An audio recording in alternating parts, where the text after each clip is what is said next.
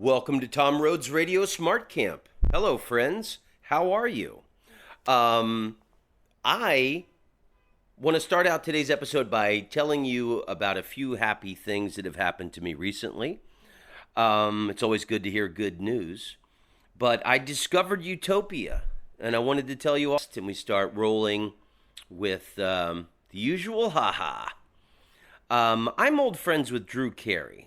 And hopefully I'm going to have him on the podcast very soon. Drew's a wonderful guy. The very first television taping I ever did was with Drew Carey. I did Evening at the Improv with him. And then there was a show called Comedy on the Road. And they actually filmed it in Acapulco, the episode I was on. And I remember walking around Acapulco with Drew Carey, both of us unknown up-and-coming comedians at the time. And he's been really a great friend to me through the years. When my sitcom was canceled, he was one of the few people that called me and said, "Hey, man, sorry to hear about your show. You know, things don't last, especially not in show business, but you did great, and you should be proud of yourself." And when a lot of people went ice cold on me after that sitcom ended, I'll never forget that Drew Carey was one of the people that was a friend and reached out to me and wanted to remind me that, hey, you had actually done something really heroic and you should be proud of yourself, which I didn't really see it that way at the time. So anyway, here's the story that I wanted to tell you. Drew invited me to a party at his house this past Saturday night. I couldn't get there until midnight because I went to the Hollywood Forever Cemetery movie night, which I'll tell you about that in a minute, because all these things are interconnected. But it was actually kind of cool that I didn't get there until midnight because the party was ending and everybody left, and then I got to hang out and talk with Drew for like a half hour before he got tired and put on his pajamas. So it was cool. Drew loves old jokes, and I told him a couple jokes he had never heard. I couldn't believe he'd never heard the joke about the skeleton. Skeleton walks into a bar and he says to the bartender, "Give me a beer and a mop." And Drew Carey's got like the sweetest, best laugh. It's great that like old simple jokes kill the guy. So I told Drew that I had never been to The Price is Right taping. And like most people in America, I grew up watching that show. You know, when you were sick at school, when you were sick and stayed home from school, you always watched Price is Right. And full disclosure, the Mountain Climber game was always my favorite.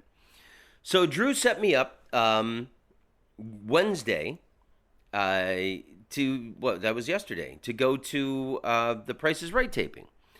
And I got there early. I went into the artist entrance, and the woman who does the sound effects and things on the show got me, and I sat backstage with her, and I talked to her until, and then I saw Drew come in, and then he had to go to wardrobe and stuff. And then she sat me in the audience chair before they let in the audience. And then when they let in the audience, there's a DJ, and he's playing all the best hot dance songs. James Brown, Bruno Mars, and it's just people are dancing, and they're happy. And it's just a really happy experience even before the taping starts. But the taping started, and The Price is Right. I couldn't believe sitting in the audience was one of the happiest experiences, I mean, of this year. I wouldn't say it was my life, but I couldn't believe what a stupid smile I had on my face the whole time, and how many times I laughed. And I clapped so much and so hard that my watch actually came loose. But what I discovered at the Price is Right taping was Utopia, because it transcended race, it transcended gender, sexuality.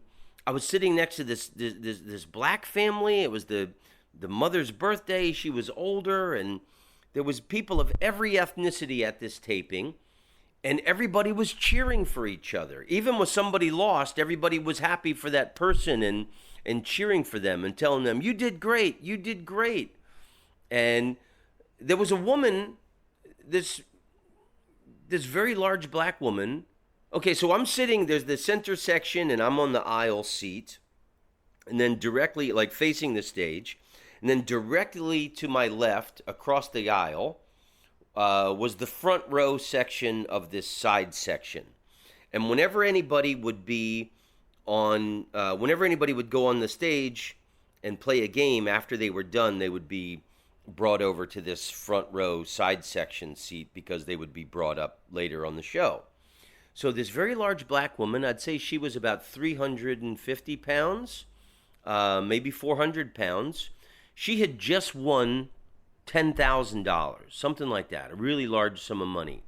And they had just brought her over to sit on directly across the aisle from me on my left.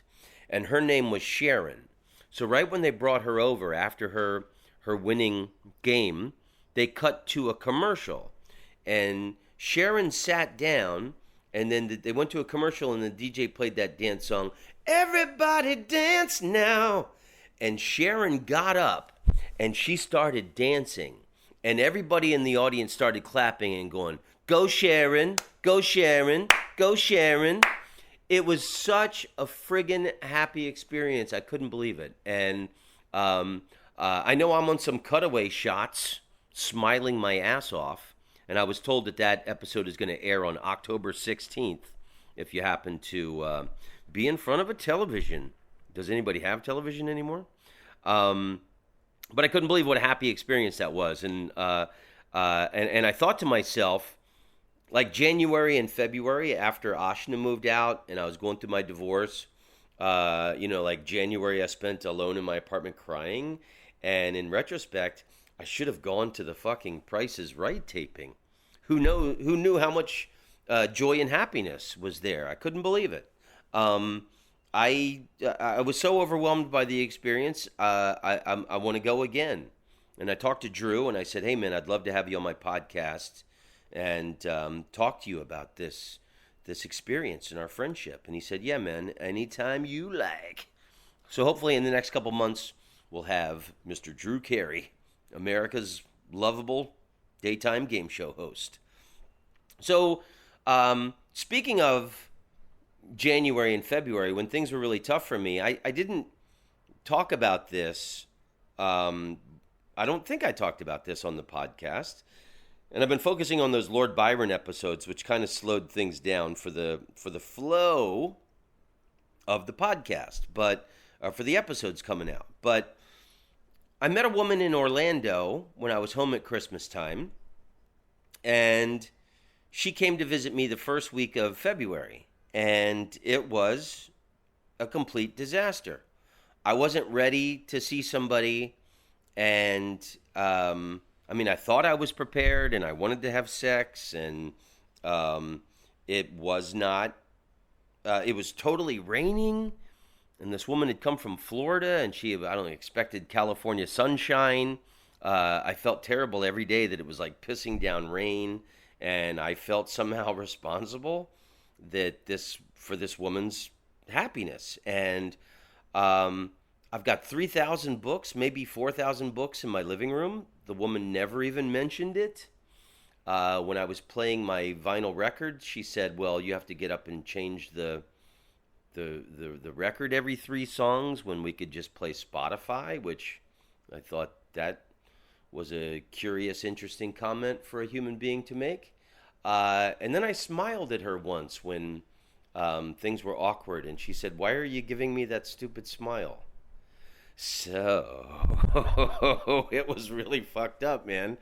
And it was actually, she was here. It was the weekend of Ashna's birthday, and it was Ashna's 40th birthday. And we had spent so many years talking about I was going to do something special with Ashna for her 40th birthday, and then I couldn't believe that I wasn't with her, and I actually cried that day. And I was trying to hide my tears in front of this woman, but I know she saw that my eyes were full of tears, and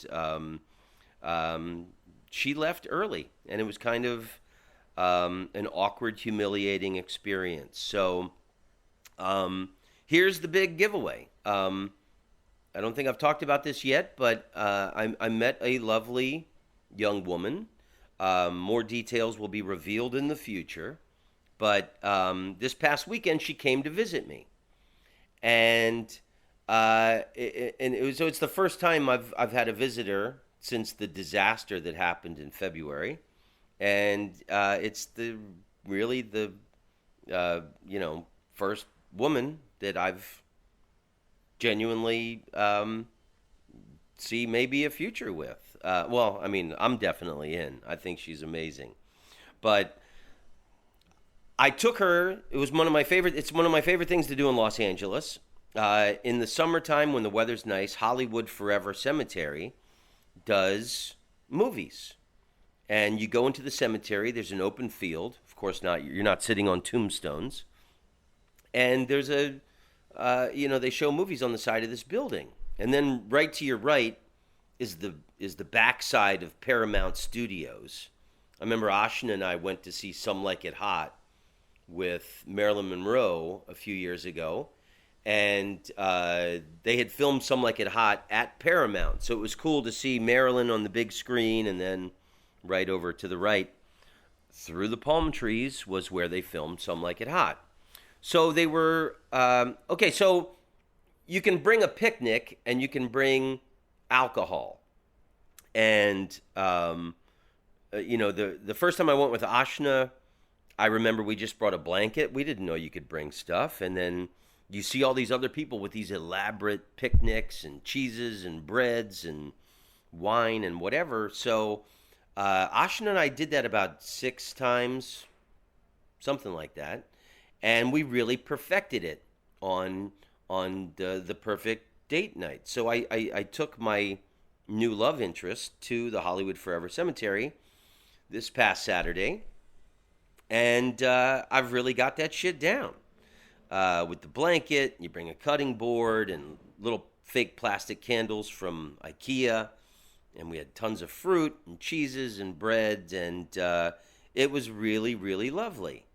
And the movie Blade Runner, the original with Harrison Ford, he's like agitated. He's perpetually agitated for no reason throughout this film. And it's 1982, so it's 5 years after his juggernaut fame of Star Wars.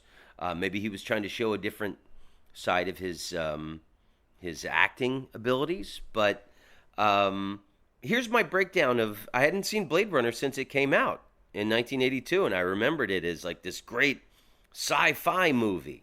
It was still cool to see, but I thought Harrison Ford's acting was, one-dimensional. He just kind of, he's agitated throughout the movie, and he's a Blade Runner. He's hunting these robots. And there's 2 violent deaths of women, but they're robots. So I guess it's okay to, in 1982, it was okay to show violence against a woman because she was a robot. But here's basically my breakdown of the 1982 film Blade Runner. So Harrison Ford, meets this really hot robot woman, and he wants to fuck her. But then he finds out that she's a robot. So then he doesn't want to fuck her. But then she saves his life. So then he wants to fuck her again. He changes his mind and decides it's okay. So the moral to the story of Blade Runner is it's okay to fuck a robot if she saves your life. That was basically my quick capsule review of the Blade Runner film. So today's guest is Rafinha Bastos. Rafi Bastos he's probably one of the biggest comedians of Brazil. I think he's known as the Bill Hicks of Brazil. And if you're a Bill Hicks fan, you know that I got the words quick capsule film review from an old Bill Hicks routine. But Rafi Bastos, we became really great friends. I'd say he's been one of my best friends in the last year. And he moved into my building. He's got a son named Tom back in Brazil. Well, I'm sure we'll talk about Tom and the power of Toms. But he's going to move to New York City next week. He just wants to do stand up. He doesn't want to do acting, but also there's more flights and it's quicker to fly back and forth from the U.S. to Brazil so he can see his son Tom. So this past Tuesday, we went to the Coliseum here in Los Angeles to see Brazil play Peru. And who knew there were that many Peruvians living in Los Angeles? I'd say the audience was 70% Peruvians and 30% Brazilians. And there was lots of Peruvian flags and singing and chanting in Spanish. It was very happy. I mean, I wouldn't put it up there with Price is Right happy, but it was a pretty happy experience. And Peru won the match, 1-0. And I'm not sad. I'm happy for the friendship and the experiences that I've had with Rafi, but I'm kind of bummed out that one of my best friends is about to move to New York City. So I just wanted to give you a little update. I feel like I've owed you that. Oh my God! Oh, and let me give a little shout out to my lovely Patreon subscribers, the people that send money. I don't have that many people that give money, but it's enough for me. And I lost 2 of my $20 people a month that send $20 a month. The Golden Buddhas. And, that's cool. People go through shit in their life. Who knows what happened? Everybody's got ups and downs. And then I haven't been putting them out every week. So I understand if, somebody thought they weren't getting their money's worth. But my core of the people who give money to me, and I'm grateful even for the $10 and $5 people, but some remarkable things happened. I lost 2 of the Golden Buddhas, but then 2 of my other Golden Buddhas increased their money from $20 a month to $25. Carla in Rochester, Ramey in Los Angeles. Oh my God, they didn't know. It's funny, like times when I think, oh God, it's, I might be disappointing people. And then I'll get this show of faith from my core group of believers. And that cheered me up immensely. And then 2 of my other Golden Buddhas sent me beautiful packages to delight me.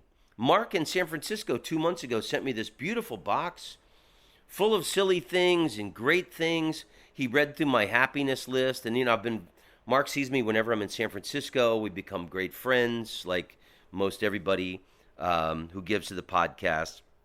But he read through my happiness list and found all these things on eBay, like this Black Crowes concert poster from a show I saw at the Fillmore in San Francisco in 2002. Baseball cards, like Pele cards, and it's God. There were so many wonderful, fun, happy things in it. And then David in Houston, 2 days ago, I get this package from him, and it's got vinyl records in it. Oh my God, I love vinyl records. That's playing with my clit, David. And he played with my clit really good. There was a reissue of a Lightning Hopkins album I didn't have. Everybody knows I love Lightning Hopkins. He's my dude. I've been to his grave in Houston, put flowers on it and a glass of whiskey on ice for the man. And a Rock on Tours album, a Jack White album, this album called Love and Hate by Michael, somebody whose name I can't pronounce. There was facial cream in it. I guess people are worried about me getting wrinkles. Who knows? Maybe he's dating a woman who sells moisturizer cream. And then there was a box of literary postcards. So the overwhelming kindness of my supporters and Patreon people, you guys really humble me. And for those of you who are listening to this podcast for free or who have enjoyed it for free, you should say a prayer for the people who give to this podcast and these people who I consider very dear friends, because you guys care about me and I feel it. I feel your love. I love your emails, your packages, and you're the reason that I keep putting this bad boy out and wanting to give you quality, informative episodes. So that's my ramble for the start of the show, and we're going to come right back with Mr. Rafinha Bastos. I love you all, and I hope you feel that. Rafi Bastos, ladies and gentlemen. That's me. Rafi Bastos. Now, Very happy to be here, my friend. the first thing I want to say to you is don't leave me, Rafi. I have to, my friend. Don't leave me. I have to choose between Toms. You're the only friend I have. I know. I'm going to live with some friends. Don't worry. Ah, my friend, yes, I have to. New York is going to be good for me because I'm going to be closer to my kid.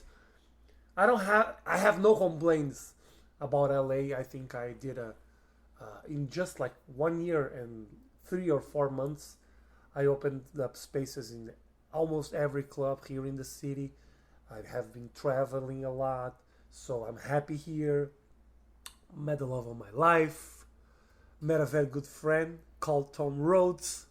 But I think New York is going to be better because I really miss my kid, and I think he misses me a lot. And it's closer to Brazil.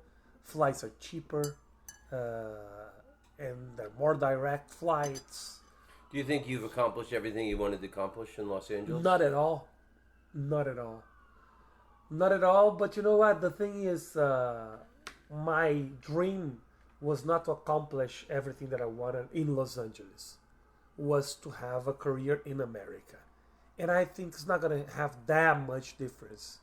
Me doing sets in New York and LA. I'm not that guy who says, oh, stand up in New York is so much better. No, I have a lot of friends who say those things. I don't think so. Yeah, and they say that in London too. Yeah. English comedy is better than American comedy. I think there's not many people are good at doing stand up, and then it's an even smaller percentage of those who are excellent at it. And I think every place has the same amount of shit. Yes. As they do excellence. Yes. So, I mean, I personally love New York, and I see myself moving back there. I like it a lot. Just because there's so many clubs, and it's, I just want to be a stand-up. Yeah. Yes. And you don't have to drive that much to reach the clubs and stuff. Like last week I did Santa Monica, so then I did Burbank, and then I did Long Beach.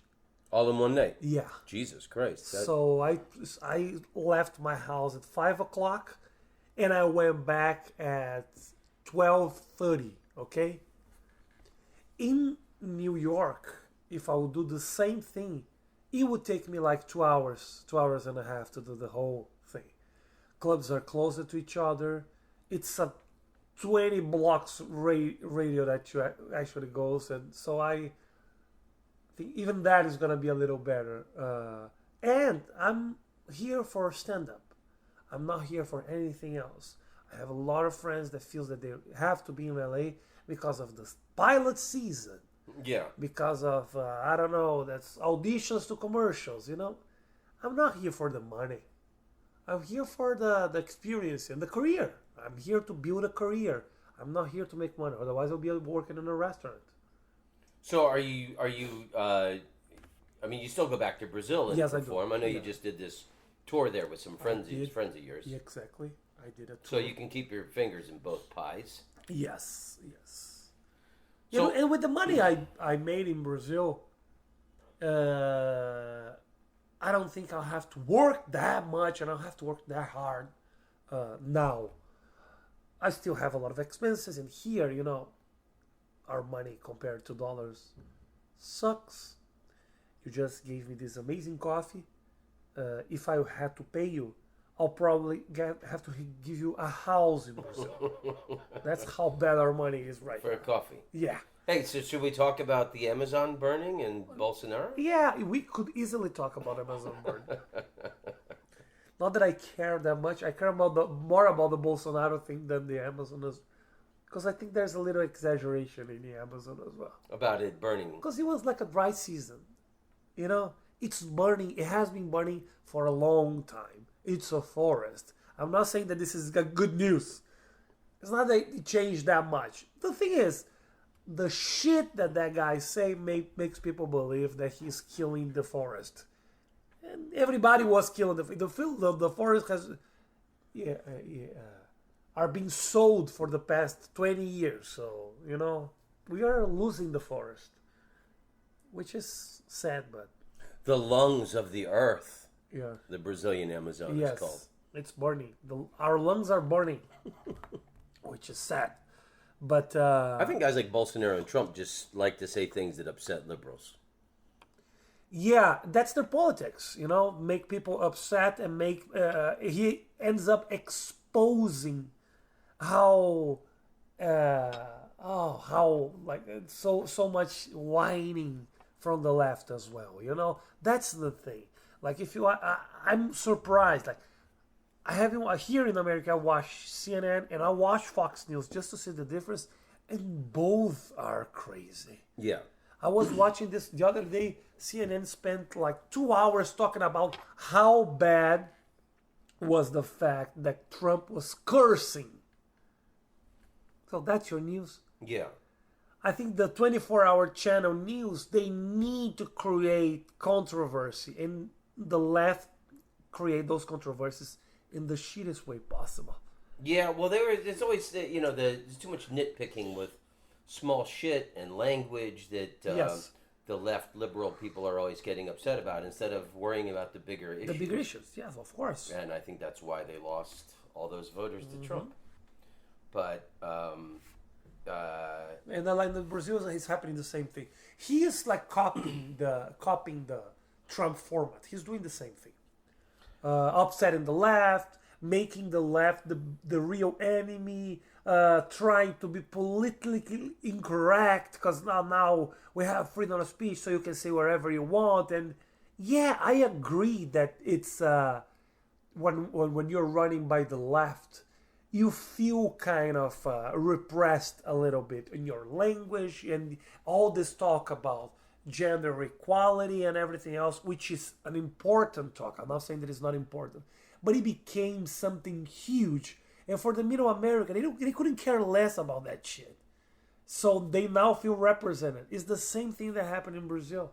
It's exactly the same thing, with the fact that the left stole a lot of money. you told me that the left were corrupt. They ran Brazil for a long Yes. time and that they really Yes. screwed things up. So they pretty much gifted Yes. Bolsonaro and his party the Yes. presidency. But Bolsonaro was a joke. He was considered a joke. I did like 3 or 4 TV shows in Brazil, and Bolsonaro was the running joke for us. And I did an interview. I made fun of him. All the TV channels were making fun of him. The things that guy used to say, and I know that he still thinks about those things. It's like, my kids are never gonna date gay people because I gave them education. So with good education, you don't ended up being in the streets having sex with other people, with other men. So he was like a homophobe, and he went public to say we had a dictatorship in Brazil for like 30 years. So he called those days the gold era because he's from the army. Yeah, and didn't He's he an just army. honor one of the generals who Yes. was in charge of the torturing people? Yes, he was torturing people, and he called the guy a national hero. And I'm not saying that when he was not he was president already. It was like 3 weeks ago. He honored a guy that was torturing people during the dictatorship, calling him a national hero. And people don't care about those things, which I think is crazy. That's how much people are hating the left. Because the left was running the country for the past, 14 or 15 years. So there's a lot of young people that when you talk about corruption, that's what they have in mind. Everybody was stealing, even before that. But of course, last 15 years the left was running the country. So you kind of when you think about robbing the people's money, you think about the left, which is crazy because that's not true. Everybody was doing it. This was the modus operandi between politicians in Brazil. It's the way shit worked. Yes. Now, isn't it in South America, a lot of the countries, the only guy who's got a suit is the president? The suit? A suit. I'm just kidding. No. It's only one guy in the whole country who's got a suit. Hey, you want to lead us? You have to. That's how we elect the president. He's got a suit. We find the one with the suit. Hey, but I'm just a lawyer. You're our leader now. Now you're a leader. Well, what do you think is going to happen to Brazil?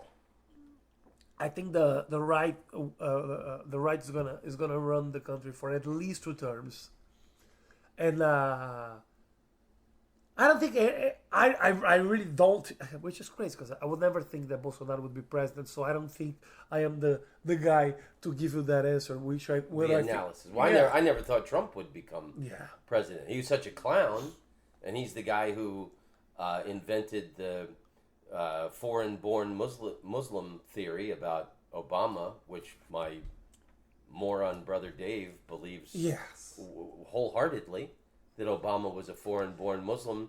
And even if he was, what would be the difference if he's running the country in a good way? If he's doing everything right, what would be the difference? He feels that this is America. He has been living in America for a long time. That's how everybody here is. You're from somewhere. Yeah, but you have to be born in the United States to become president. Okay, maybe that would be wrong, but you know what? The thing is the country leading to a good path? I don't care. You could be born in the fucking Venezuela. I couldn't care less. Well, all America cares about is money. I mean, and that our flag should just have dollar signs on it instead of stars. But does the economy got better with Trump? I think it has. The marketing that he does about the little things became big things, and now it's all about marketing. Yeah, it's all about how you sell your story. That's what is happening in almost in all the world. It's like you control your narrative. Yeah. Success and failure are not real anymore. Well, there was some Republican seat just opened because the guy was kicked out for corruption, and then Trump just went there and said there may have been voter fraud. He it's like a magician. I want you to look at this while I hide the rabbit behind my back. The homophobia and everything else in Brazil are working in that sense.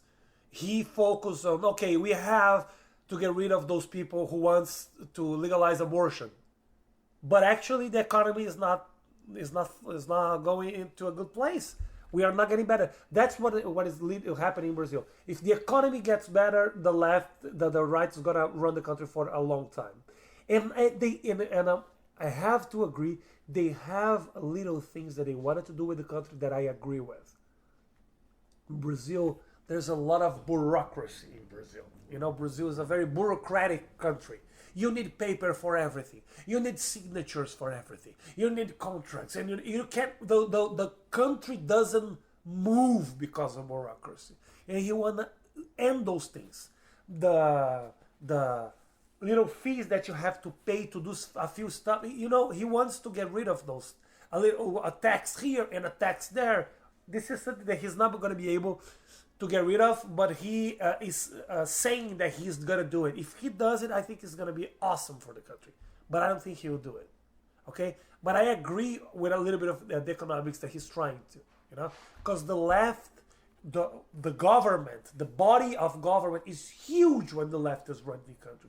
You have 40 secretaries of state running the economy, the education, the fishing. We have the Secretary of Fishing in Brazil. We had Secretary of Racism. So, you don't need 50 people or maybe more, 100 people gaining money from the government to running the fishing in the country. Just give a little room inside of a secretary. So the left needs to give people jobs that was like running the campaign. So that's those little things that the left does. A guy like Trump, I think he doesn't have those connections, those political connections, and he could get rid of those people. And Bolsonaro too. But Bolsonaro is not Trump. The guy is a politician. The guy has been a politician for the last 30 or 40 years. I don't know. You know, he has a career as a politician. He was a congressman and he never did anything. He never actually approved the project. So he's part of the game. It's not like Trump. Trump is just like this business guy who has this huge ego and he wants to be president because, I don't know, he wants to be in the spotlight. Or maybe because he wants to help his businesses. I think he wants to get more pudding in the Oval Office than John F. Kennedy. I think that's his whole... That's the whole... this whole focus. Okay. Maybe that's it. I don't know. That probably. Maybe the guy was just like made a bet with a friend or something. I'll become a president. I don't believe. Okay. So now he spent like $2 billion to do it. But that's that guy. That's not what is happening with Bolsonaro. His ego is huge. But I think people can identify with him with the fact that the guy is a right wing. And I never knew, before Bolsonaro became president, I never knew that Brazil was so conservative like it is. Yeah. Because everybody talks about Brazil is so happy, people are always smiling, people don't complain. You know, that's a lie. Yeah, many ethnicities. It's a lie. United in dance and soccer. All these it's a things lie. that the tourism board wants you to believe. It's a lie, because the guy tried the immigration thing in Brazil. Yeah, people are like, okay, you know, fuck it. What immigration? Yeah, the thing about like, oh, let's try to not allow people from other countries to come here. It was like, who wants to go to Brazil? It's like, you're going a little too far. Argentinians. Yeah. I don't know. Well, Trump is, you know, I've had to take a break from the news for a little bit. You know, you're talking about how Fox and CNN are both crazy. You know, I love the BBC World Service, listening to the radio. That seems pretty neutral. And then I like looking at the Guardian, which I know is hard left, and Yes, it's also it very is. feminist. Yes, it is. I like Vox. Uh-huh. I look at that because it's. I know what Vox is. I don't know. It's like a breakdown of Okay. the news. They kind of analyze the news. It's a cool website. And then every once in a while, like late at night, I'll click on CNN and it's the house on fire news. It's always like, oh my God, it's this immediate crisis. That's not really a crisis. No, yeah, because they need to make noise. That's the thing. I think CNN found out that it was like this huge audience that wants the left. I think those corporations, they just want the money. They found their niche and they're going for it. You know, I don't think CNN cares that much about political positioning. It's just they put those guys and they found their niche. Fox News the same thing. Well, I found Utopia yesterday. I went to the Price is Right taping. I don't know. Did? I don't know if you know That's this game show. It's been on forever. I do, my friend. Of in course. America. Yeah. And Why did you go? Drew Carey's an old friend of mine. Oh, okay. He's the host, and I just wanted to check it out. And it was Utopia because everybody loves money, and you could smell the money. They're giving away a lot of money there every day, and everybody's happy. And it was like black people, Latin people, white people, Asian people, and everybody was cheering for each other. And even if somebody lost, everybody was on that person's side. And I couldn't believe how... Because that money is not going out from anyone. It's just going from the corporation. So it's not like I'm losing money for you to gain money. So I'm going to cheer for you. Yeah, that's good. That's exactly. So the thought of winning money, everybody was happy and everybody got along. Nice. It was I couldn't believe the silly, stupid smile I had on my face. So you're telling me that the country where people actually respect each other and people cheer for each other, the happy country is called the Price of Right country? Oh my God. That's the... That's crazy. That's the only place where everybody's getting along. Oh my God, that's awesome. That's great. So, what did you did America turn out to be everything you expected it to be? I mean, I know you came here before and you Yes. played basketball in Nebraska, but you were a younger man. Now you're an Yes. older man and you're Or, accomplished and you've got a brain of your own. yes. So, I mean, what do you think? My friend, I'm just starting this run, you know? How many years did it take for a great comedian to build his voice and to build a career in this country, to have a following, to pack places? It takes time. I'm not in a rush. I know that it could take time. I'm happy with the place that I am right now. You know, you watched me the other day. I went up like 11:30. People were tired Oh after my two God! And you guys. went on after some tough acts Yeah. with Donnell Nobody wants to Rawlings. follow Donnell. Yeah, I heard that before. Nobody Donnell wants. destroyed the place. Holy shit! People were tired. He was late, and I did pretty good. You did very good. You see, so if I have the audience on my side, I'm in the beginning of the show. If I am in a show that doesn't have those guys, I do pretty well. And in 1 year and 4 months, I'm sharing the big stage with the people that I admire, with the people that I watch, and I see, oh, that's awesome. It's inspired me a lot. I have been humble in that on that process, not being anxious, because that could happen, you know. Because I am very successful in my country.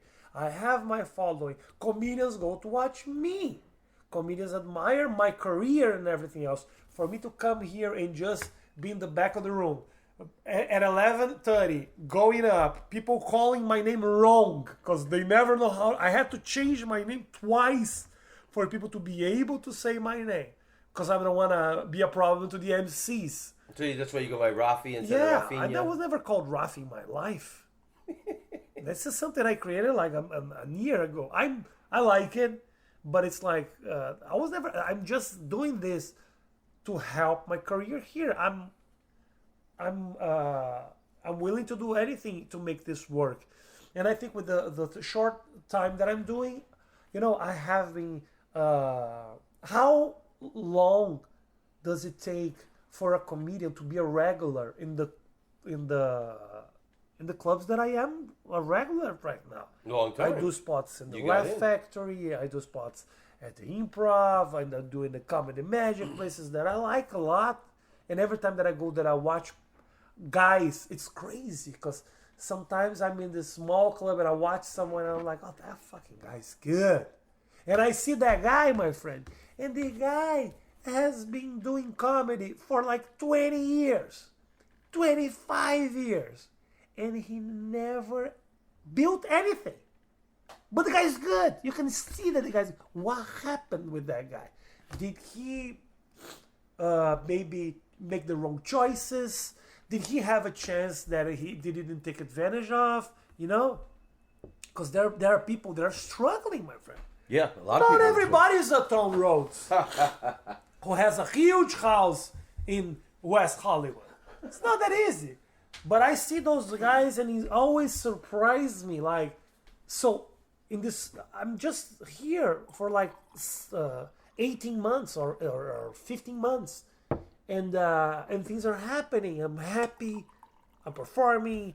I have very good comedians that comes up to me and give me appraisal. Is that a good word?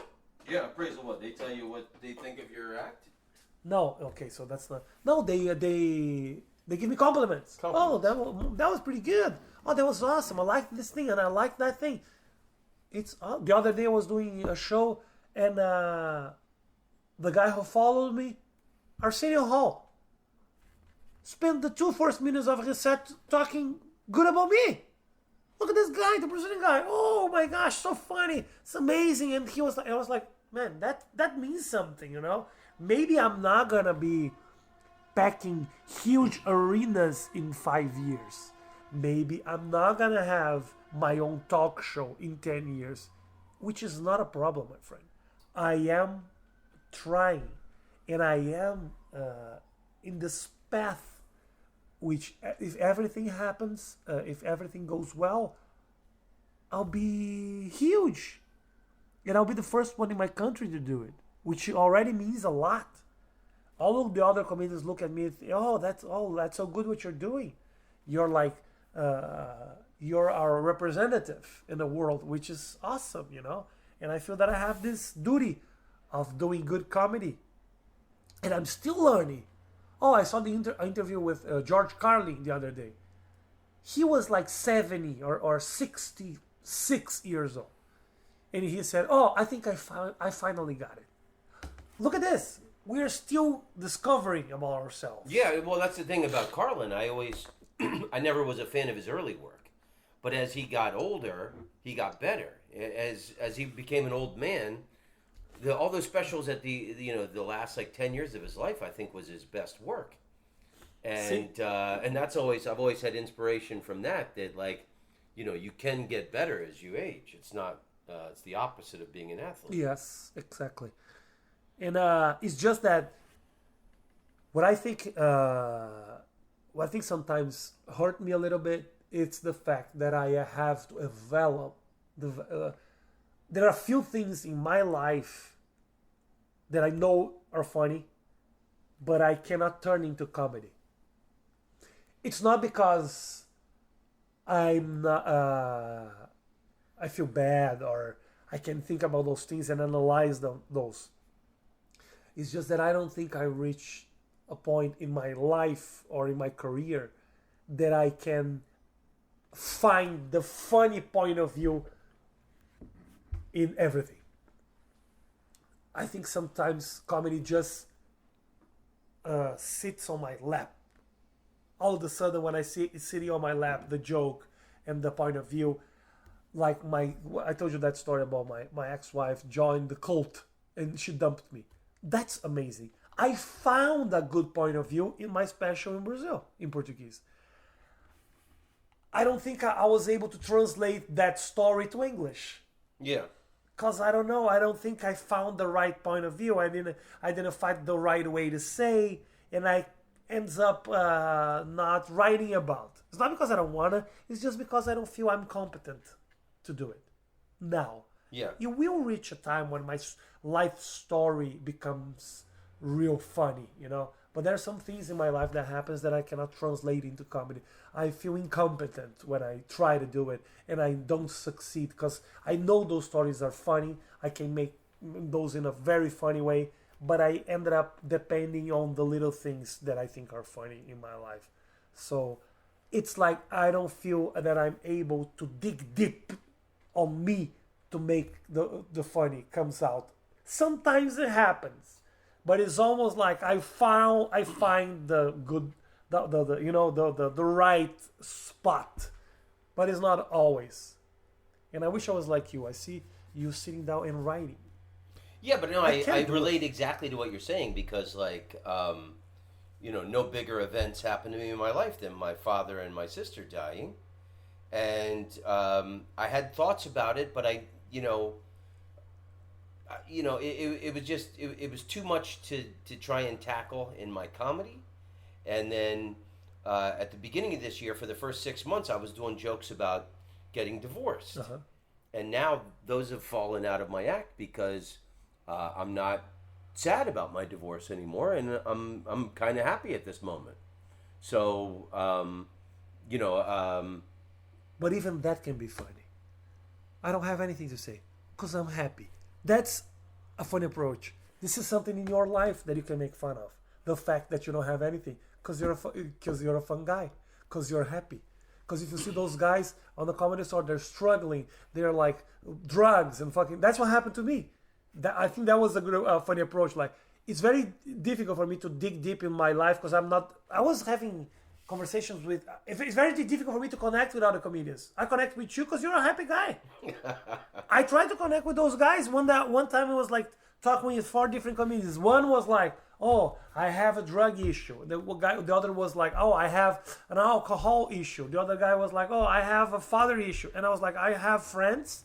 That's that's funny, you know. So you can find a funny even in being a good. So that's how that's I don't feel I'm able now to dig deep in myself to make the funny. So I still depend a little bit with the fact on the fact that I am a foreigner, but I think that ends, and I don't want to write about me being a foreigner anymore. Well, but you got some great stuff, and I thought the really smart choice you made going on after Donnell Rawlings the other night was you opened with your N-word joke. Yeah. And it's such a great premise that someone told you when you first came to America you can never use the N-word. But he never told me what the N-word was. So you just avoided all words that began with N. For a long time. Which is hilarious. Yeah. And you went on after Donnell completely destroyed the place. Yeah. But then you won these people over Yeah. by just making that smart choice Yes. to open up with. Yeah. What do you think is the best joke you've written since you came to... I'm really excited. There's two things that I see and I'm like, okay, that's good. I think some things that I wrote are funny, but I don't. It probably happened to you as well. You write something, okay, that's funny, but I don't know. It's like I'm not proud of it. I'm still doing it because I think it's funny, but I'm not proud of it. I like my IKEA jokes. I got IKEA jokes. But mine are stupid. What's the joke? Did I not tell you? It's like I've been to IKEA, and I asked this guy, I just wanted to buy a bed, and he looked at me and he was like, are you looking for a king or a queen? And I said, what does my sexuality have to do with this? So I go into that road. It's like, what kind of service is this guy trying to sell me? A bed, not a bag. Yeah, I thought you said bag. no, a bed. Are you looking for a king or a queen? And then he offered me, and I say, I'm looking for a queen. And he was like, so I'm looking at you and I think you need a king. So that goes to the sexuality thing. It's just like a shitty bit. I gave you a tag for that joke, didn't I? You gave me the twins. Yeah, you bought a At twin. the end, after much back and forth, I ended up with twins, and it was amazing. So does that get a laugh? It does. I gave you that. You gave me that. I gave you the Yes. topper for that. Beautiful. But the whole joke about IKEA, I know it's like me making fun of a misunderstanding. Because you gave me a great joke about because I just said at the beginning of this podcast I wasn't going to talk about this girl that I like, but she's... I gave you the one about you crying.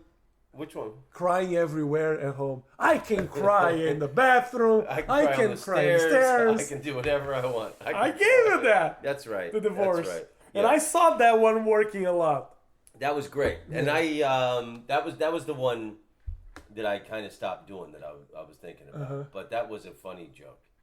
Now that I'm divorced, I can do whatever I want. I can cry in any part of my apartment. I can cry on the stairs. I can cry on the corner. I don't need nobody's permission. Yeah, but there's one that I'm really I'm trying to dig deeper. It's the one that I'm showing the difference between the violence in Brazil and it is in America. Like oh, I love you did that the other night. I love that joke. Yeah, so I know it's a very good premise. I still have to dig a little more. Yeah. But I think it is already working a lot. I say that you're crazy. We are poor. You're crazy, and crazy is always a surprise. We need food. You need a hug. We rob because you don't have money. You kill because you don't have friends. It's comparing those types of violence that we have. And those ones I'm really happy about because I know it's my perspective about the American people. It's about violence. I make fun of a tough subject, and I have my own perspective of it, and that's what I feel really proud. That kind of Brazil-America comparisons, I think, is comedy gold, and I think that is always going to serve you well. It will, but the thing is, I cannot be the Brazilian for the rest of my life, my friend. Yeah. That's the thing. I cannot be the Brazilian. So the jokes that I do about the straw, I love that set, okay? It's... The straw? The straw. The paper straw the and paper stuff. straw, yeah. That's my perspective on something here.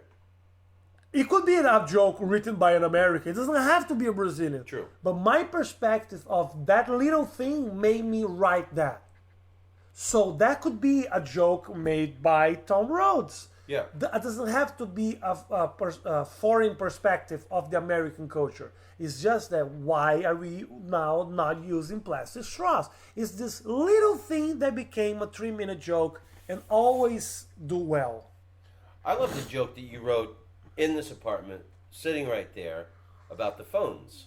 And that also is not It is a Brazilian yeah, American perspective. it's That's universal. like a universal Yeah, joke.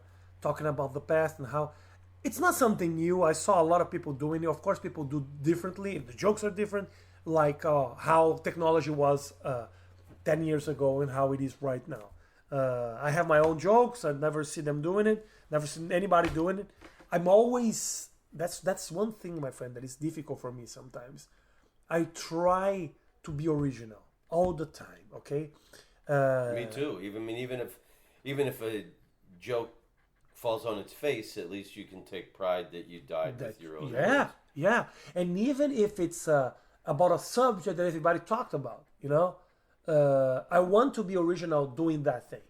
Okay? Like, okay, I'm going to talk about the Michael Jackson documentary. At least I'm going to search for my own jokes about it. And in my original point of view of that thing. Sometimes, and I need help. Sometimes my manager points me out. Oh, this is a premise that people already did it. So I try not to do it, even if I spend time writing about. I just know those things when I am doing it. Yeah. Like my joke about the Brazilian wax. It was I used to start my shows with really simple joke. It's like, I am from Brazil. I'm Brazilian, and I know what you're thinking. Oh, this guy waxed his vagina. Okay, what she told me, it's like, okay, the joke. Of course, you're from Brazil. It's funny, but I know what your guys are thinking. It's a kind of a hacky sentence. Just change the sentence. So now the little change, which is very subtle. I just do like, oh, yeah, I'm from Brazil. I'm Brazilian. So yeah, I wax my vagina. I just, Boom. Just take that out. yeah, I took that out, which was hacky, but I didn't know that. Because, I have been, How would you know? how would I know? Because I'm not living here. I'm in Brazil. I was the guy starting the whole thing. Nobody was talking to me. Oh, we already said that sentence a lot of times. Yeah. Well, I tell you what's a real hacky thing that you see a lot of young comedians do, and it's opening up, talking about their looks. Oh. And it's I mix. I am a I mix know- between. I know what you're thinking. I look like a mix between such and such. Kylie Jenner and the da-da-dee-da. chair. In the chair, because And- there's always an object. Yeah. And I was thinking, no, I wasn't thinking that. I was hoping you'd tell a fucking joke to start.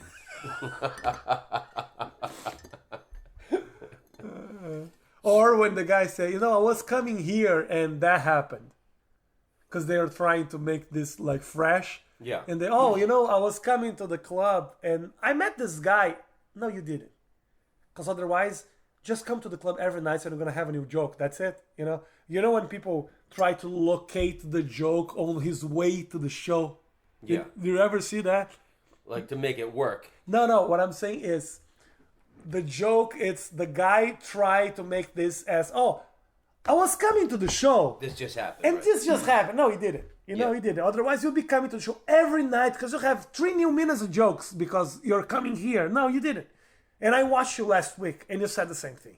So it didn't happen twice.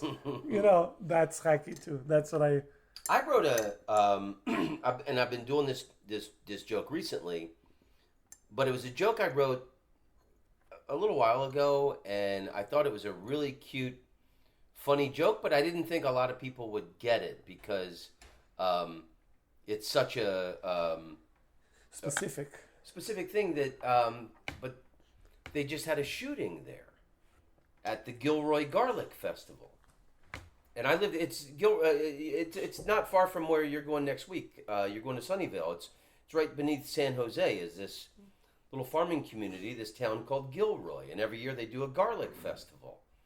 And these are agricultural people. They're celebrating the harvest, and everything's garlic. And so because of that shooting, I said I like anyone with a brain or a heart. I'm upset every time there's a shooting in America. But I was really upset a few weeks ago by the Gilroy Garlic Festival shooting, because these are agricultural people. They're celebrating their harvest, and I went to it twice when I lived in San Francisco, and it really was a beautiful, sweet, innocent thing. And now it's going to be ruined forever. There's going to be lots of security and long lines, and it also secretly kills. It also kills a secret business plan I've had for a long time. I've always wanted to open across the street from the Garlic Festival the first mouthwash and breath mint festival. So like that was a joke that like I thought was like it was just cute, but then that shooting allowed me to like start doing the joke. So God was like, you know what? I like that joke so much. That's a good ending. Tom needs to get that out of the notebook and through a microphone. That's funny. That's a funny after joke. Like, you know, I wasn't doing that joke, and that thing happened, and then just added because God liked that joke so much that make that thing happen for me. I should point that out. That's funny. And then everyone in the audience would say, "You believe in God?" Mm-hmm. Yeah. Oh my God. So we got to do. I know why you're leaving, and I support you, and I think it's right. Thank you, my friend. Because if you didn't support me, I wouldn't go. You know that. I know you love your son Tom more than anyone in the world, and I was close with my father, so I think it's great what you're doing, but selfishly, you've been like my best friend for the last year. Yeah, I know. And you even moved into my building. I know. And you. That's how good of a friend I am. You and your girlfriend watered my weed plants while I was in England. We did. Did you miss a couple weeks because they were half brown? No, not at all. I think it was too sunny. No, we didn't. Because if I forgot, she was on my ass every time. Oh, let's go there and watch the No, I really appreciate that, man, and I love. Where are those plants now? They're still out there. Oh, okay. I'm gonna harvest them in a couple weeks. Okay. But you don't smoke weed. That was very nice. I don't. But it's a legal. But I support the weed business, so that's why I came. It's legal, and Yeah. you're pro. Since the Amazon is burning, why not? Why not try to why make not some have a little lungs on my balcony? But I think it's really cool that we got to go to the Coliseum and see Brazil play Peru this past Tuesday. Nice, that was nice. I know you're a basketball guy, and soccer's not your number one thing, but the experience was good. That was my first time ever going to the Coliseum. Nice. And was your first time watching a soccer game too? No. No. I've been in Argentina.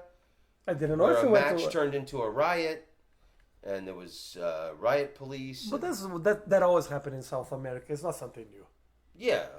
It always happened. I've seen soccer matches in Holland, and I saw a match in Barcelona. I saw Arsenal play Liverpool once. I'm a fan. I'm a fan. So I didn't know there was that many Peruvians living in Los Angeles. Crazy, huh? It was like 70% Peruvians in that audience. Yeah, because the thing is, that's what. It has a connection with me as well. It's like, we don't have second generation Brazilians in America. We don't have that. All countries have. Even the Peruvian people, they have second and third generation. People that came here, people who came here a long time ago and now they have a family here. We don't have that. Brazilians just arrived. We just arrived. And most of us come here to work, make money, to send the money back to Brazil because we're getting dollars here. And after 10 years, go back to Brazil. People don't want to live here because the culture is so different. So different. Everything's different. It's hard to make friends. It's very hard to connect with people. And in Brazil, it's like a social country. We are a social people. Not me. Specifically, the Brazilians, they like to connect. But others, others, and this is something that people really miss when they come here. So they stay for like 7, 8, 10 years, sometimes 3 years. They make their money and they go back to Brazil, buy a house there or something. If they have like a project, Yeah. Sometimes they have a project like, oh, I want to build a house for my mom. So they come here, they work in construction, and they go back to Brazil. That's why it hasn't been easy for me to pack theaters all over the country. Because, yeah, I do have a huge following. Here or in Brazil? No, in Brazil, it's okay. Here. Yeah. Yeah, I do have a huge following. But not necessarily they will pay to watch me here in America. Because some of those guys, they're not going to spend $40 to watch a comedian. How was your uptick in attendance after you did the Joe Rogan podcast? I was, I always felt that it was a little lame in podcasts or even on stage to say to people, follow me. Yeah. Or go watch me in fucking, I don't know where. You got to do it though. Yeah, you gotta do it. That's all we got. Yeah, I know. I mean, if it wasn't for podcasts, I don't know where little old Tommy Rhodes would be. Yeah, I know that. Yeah, but I didn't say anything. So you didn't. Oh, so you didn't say, "Hey, No.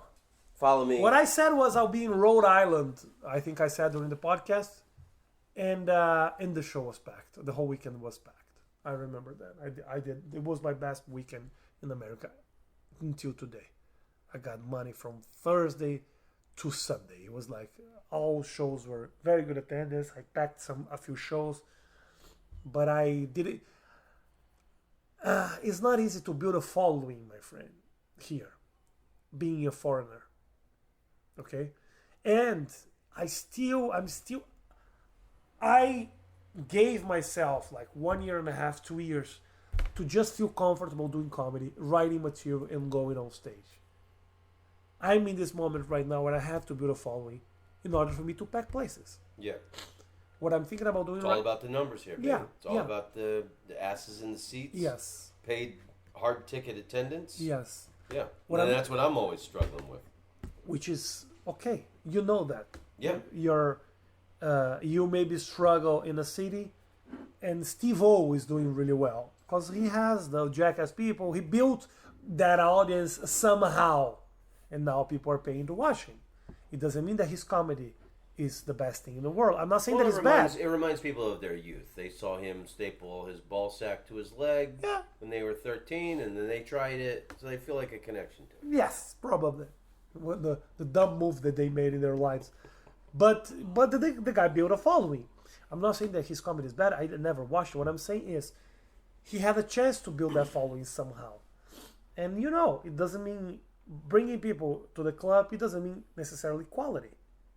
But there's a lot of people who actually bring people to theaters, and they are good. The thing is, not everybody has the chance and the opportunity to build an audience. It takes time, or it takes a chance, or something happens and sudden happen. Maybe he becomes this guest on the Joe Rogan's. Maybe he has this TV show. Maybe like that. I think it was Virginia Woolf. He went to the dinner, the correspondent dinner. Michelle Wolf. Yeah. And Virginia is my girlfriend. It's not a good.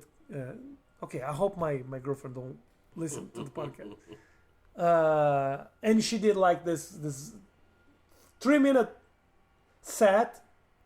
That I think she probably did 10 or 20, but yeah, it put her over the top. It was one but set. She was also the correspondent on the Daily Show. I'm not saying that it wasn't worth it. She's amazing. With that launch. What I'm saying is like that was the thing that showed her to the world. Yes. Some people, that's what I think it's crazy. There are people here that work a lot, they are good, and they never had that chance. Maybe because they're white. Maybe because, there's so many variables. Maybe because they were addicted when they were young, they were using drugs. Maybe because the guy cursed on someone's show. Maybe because he's too, he makes racial jokes and or maybe he curses a lot. my manager always say to me, just clean the cursing a little bit. You can clean the cursing. Yeah, I can, but that's not. I say fuck all the time. Why would I be worried about that? Because maybe when you do a set on a Tonight Show, okay, but when I do a set on a Tonight Show, I'm not gonna be cursing. Don't worry. Right. But I understand where she's coming from. But the thing is, how can you have? When it's gonna have? When am I gonna have that chance? I will, and things will happen. I know, my friend. Let me tell you something. I'm gonna be huge in this country. I am. So you're not gonna just be here for a couple years and go back to Brazil. No. You're committed to the United States. I'm committed to the United States. Great. I'm committed to the United States. I like to live in this country. Those little things really, really, I like the little things about this country. Like Make what? me happy. Let me tell you something. Real simple, okay? The regular bar in Brazil. No, the regular bar in America, okay? If you go, oh, I want to drink a beer, or maybe I'm gonna have a hamburger. It's me, okay, seated at fucking Applebee's. I love to do Applebee's. Or what's the one with the lobster? Red Lobster. Oh my gosh, I love that place. Do you really? Oh my gosh, love it. I love it. So I go to the Applebee's in New York. Okay? You went to Applebee's in New I York City? love Applebee's. In New York City? Oh, it's amazing, Applebee's. You're in New York. fucking kidding. Yeah, it's all that great independent ethnic no, food? no. I like the American shitty one. Close to the Times Square. Oh my God, that's the worst. It's the best. I sit down. Nobody knows me. Okay, which means nobody's gonna be looking at me. I'm not saying that this is a bad thing. Okay, but after a while in Brazil, it kind of annoys you. Okay, I'm with my kid, and there's people looking, and Yeah, like even at the Brazil-Peru match we saw a few nights ago, there were like a group of 4 Brazilians on our row, and as they're walking by us, the guy turned to his girlfriend and he goes, "That's Rafinha Bastos." yeah, and I was like very. That was I know Mello. And I was like, just go in the middle of the people. We were sitting with the Peruvians. It was amazing. It was amazing. And you were cheering for Peru, and I posted on my Instagram. So if I sit down at Applebee's, I'll sit down. I ask for a burger. I have like this fucking huge bucket of Diet Coke, and I sit down, and there's like 20 TVs showing me the NBA, baseball, American football, and the UFC. That's my life. I don't need anything else. Nothing else. It's like, that's what I need. It's exactly what the type of, and it's playing hip hop or R&B, Yeah. which is my favorite songs. If I go to a bar in Brazil, I would be watching a shitty soccer game. Nobody is in the attendance over there. It's like nobody. It's like fucking a bad game. That already aired 12 days ago. It will be talking forró, which is the worst type of music ever. People would be drinking fucking little shots of whiskey, like da, and making noise, screaming and dancing. And I will be in the middle of that thing, annoyed. Okay, it's just a small thing, but that's how comfortable I feel in this country. Nobody messes with me. It's just I'm in my corner watching my UFC. You like the anonymity. I like to turn on the TV, and I have 3 NBA games to play if I want. I can watch a game at 8 o'clock, the other one at 10, and the other one at midnight. Oh, that's amazing. It's amazing. It's the little things. It's the little things, you know? That's one thing that I think is going to be better when I move from LA to New York, because in LA, I can... I know, it's going to be better than New York. Because games would be playing at 1 o'clock at night, right? Yeah. Because in LA, it's going to be like midnight in New York, so it's going to be better for me. And even it's going to be better with the time frame in Brazil. Like today, I spent the whole morning talking to my kid. Because I'm teaching him English through FaceTime, 1 hour a day, okay? And he called me 12 in Brazil. So it was like 8 o'clock here. I was tired as hell. In New York, when he calls me at 1, it's gonna be 12 here. Even that is gonna be better. I'm gonna be his time frame. When it's night there, it's gonna be night here. It's gonna be better for me. But that's what I'm saying. That I like America because I like the language.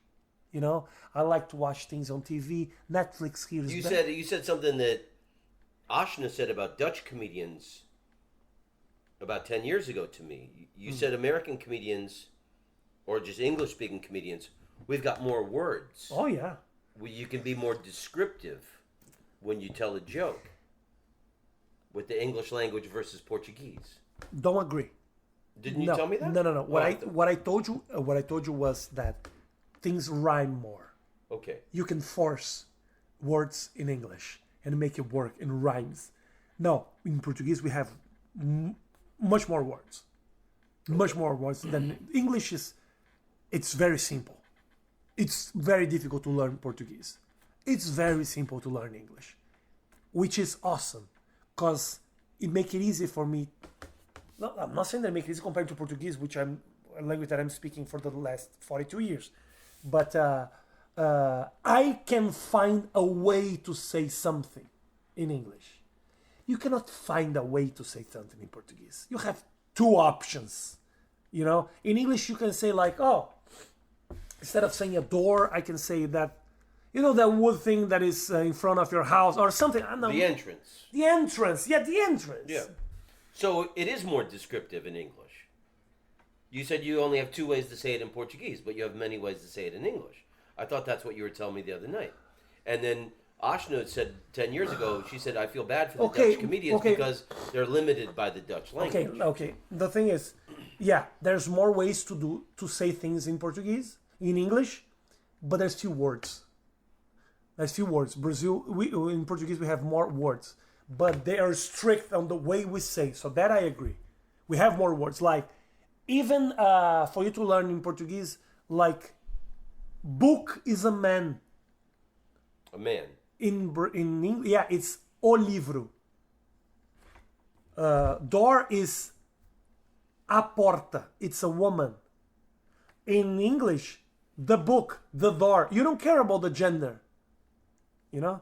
Yeah. And that's a real issue in this country. You don't care about people's genders. But that's a funny bit. Yeah, you should do that. Yeah. That's funny. But you know, chair is a cadeira. It's woman. The chair. Here's just the chair. So it makes it easy for you to say, you know? Yeah. I like, speaking of like fame and notoriety, I really enjoyed being with you for that comedy festival in Porto, Portugal last year, and seeing those Portuguese people get all excited. You and I were walking around by the river, and they were not Brazilians. They were Portuguese. They were Portuguese, and I mimic this guy. The way he walked up to you, and he was so happy, and he said it so melodic and musical. He goes, Rafinha, like when he came up to you, and like there was even like a little bounce in his step when he stepped towards you. Rafinha. And he was a Portuguese guy. He was even a Brazilian. So thrilled to meet you. Yeah, it's amazing, my friend. I don't complain at all. It's very good to have people liking your work, and I'm proud of it. It's just that I felt that it was a time for me to search for something bigger. And I think to have a career here is the same thing as I compare to, like, if you're a soccer player, you know, play in Brazil for all your life. To have a chance to play in Barcelona, it's a dream. Yeah. To have a chance to play in Paris Saint-Germain, it's a dream. For me to come here and to be a regular on the Laugh Factory and the Hollywood Improv, it's the same as what a Brazilian guy is doing. I'm not Neymar, which means I'm not packing places, I'm not packing huge theaters in America, but I'm having a career. I like the Neymar joke I made during that match the other night. I told you I think he's working with a theatrical coach. Yes. To fake his injuries. And every time he falls, the guy was like, "Bravo!" I have this whole bit about Neymar. I'm thinking about translating to English, but the thing is, I don't think there's how can I say, the same guy in America. No, I think you could make fun of Neymar. I think enough people know. Nah. You got people like me who would know. Oh yeah. So I'm gonna do this joke. There are 300 people and they'll do the joke for you. Well, is there like an American athlete, or it can be a singer or anything? Who's that full of himself? No, no. Who is always bragging on Instagram? Is it in Instagram and social media? I don't think big enough. Yeah. I don't know. I'm not like a big sports follower. Okay. I'm not like you. So Yeah, that's what I'm searching because I have this whole bit about Neymar. It was in my last special. I'll show it to you. It's funny. It's funny. It's me about making fun of his life is so great on Instagram that makes me realize that my life sucks. Because I keep comparing myself to him all the time, and it's fun. I think it will work here. I felt very proud that I told you the advice my father gave to me, and you gave it to your son. Tom. I did, yeah. First of all, tell me, why did you name your son Tom? It's the greatest man's name ever. Do you think that?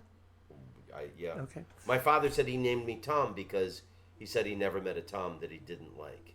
Nice. And I think I've only met one Tom I thought was a douche in my whole life. No, but now you know another one, and it's a very good boy. It's my kid. My kid's a very good boy. Oh, I believe. Now you know him. a good Tom. He was here. Yeah. Remember how those Bruce Lee? Oh, yeah. My little Bruce Lee. He was a little figurines? shy. He was a little shy. No, he was great. But I remember, I'll never forget. Like, he was transfixed by those Bruce Lee Yes, things. yes. If I'd have been a more generous person, I would have given him one.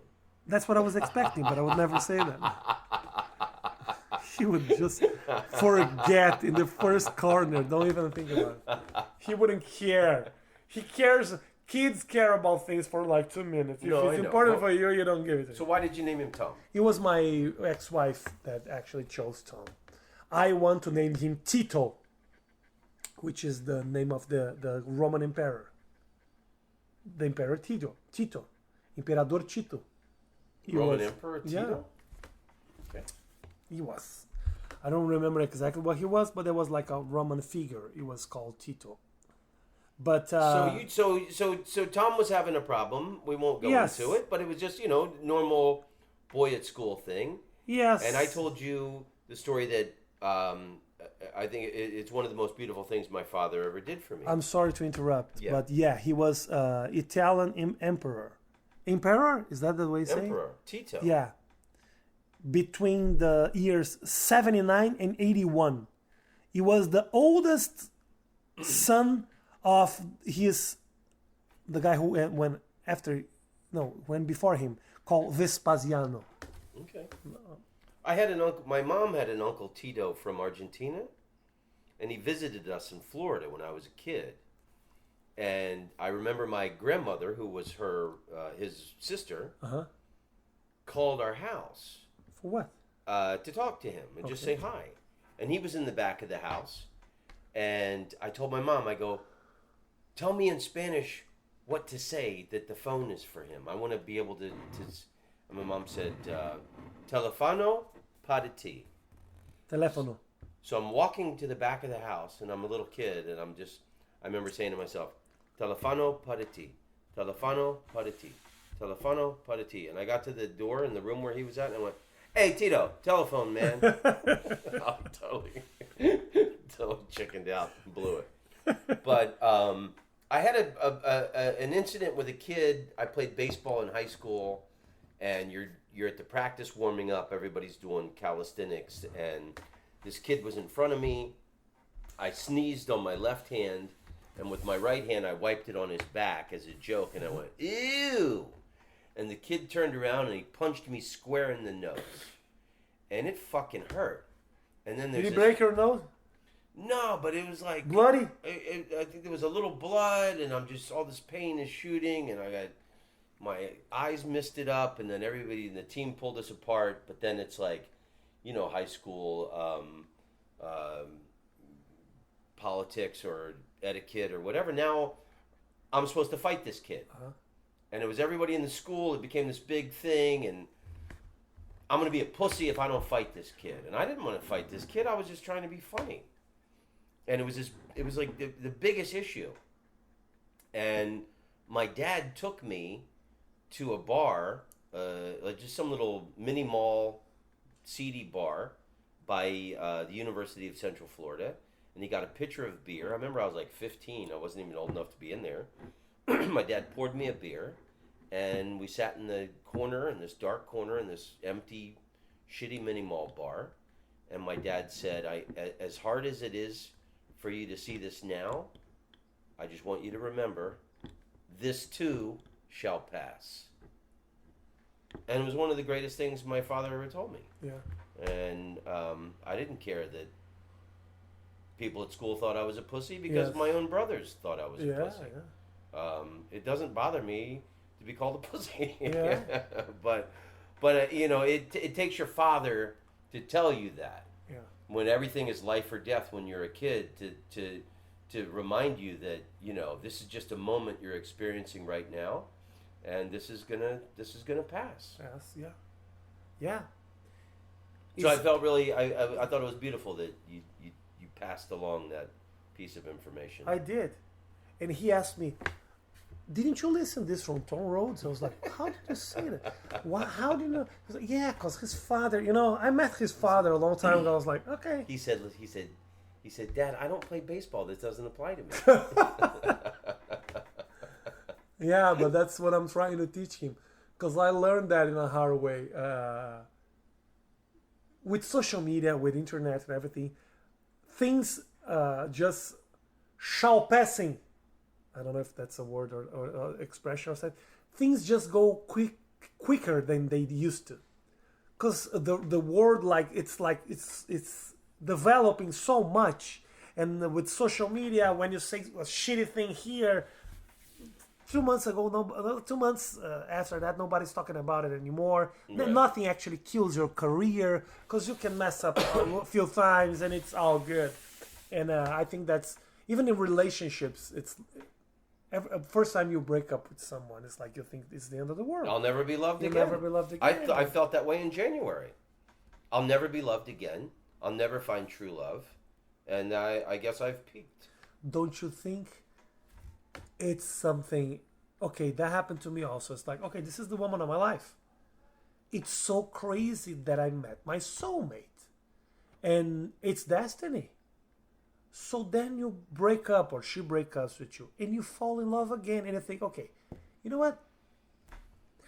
I could fall in love with anyone.